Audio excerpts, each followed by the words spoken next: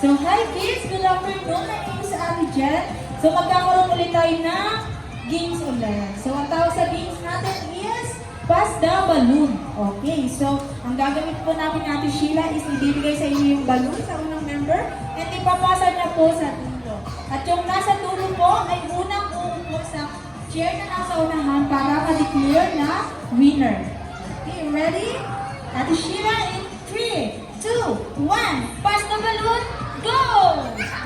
Okay, papasa po natin sa patalikod po. Ayan. So, ayan, good job na sila kuya. Ang ating team B.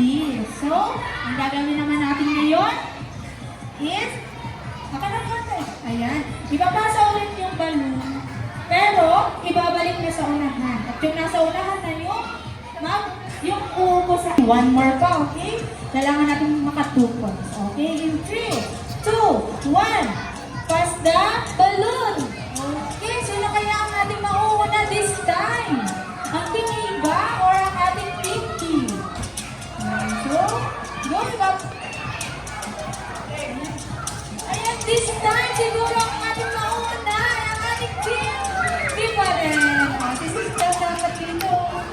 Ayan, so sobrang happy nila Ate Sheila. So, okay, isa pa. This time ilalagay na namin sa likod yung chair. Okay. And sit down and ready. Get ready. Hands up muna. Hands up. Everybody hands up. Kung nakikinig kay Ate Jen.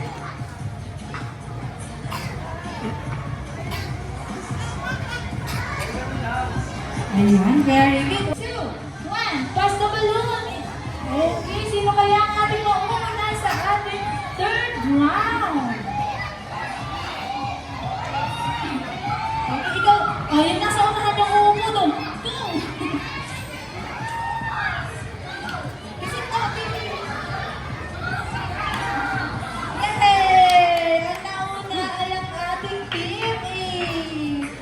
Wow naman. Okay, last round. Let's go, baby girl. Ayan, so, okay, palit na muna po kayo ng chair.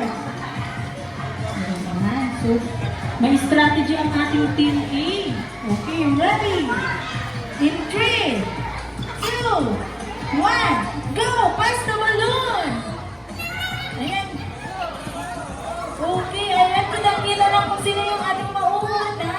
Pero, baka naman umaba ng ating team. Ayan, very good! Meron na po silang team 2 points. Ayan, at dahil meron po kayong team 2 points, ibig sabihin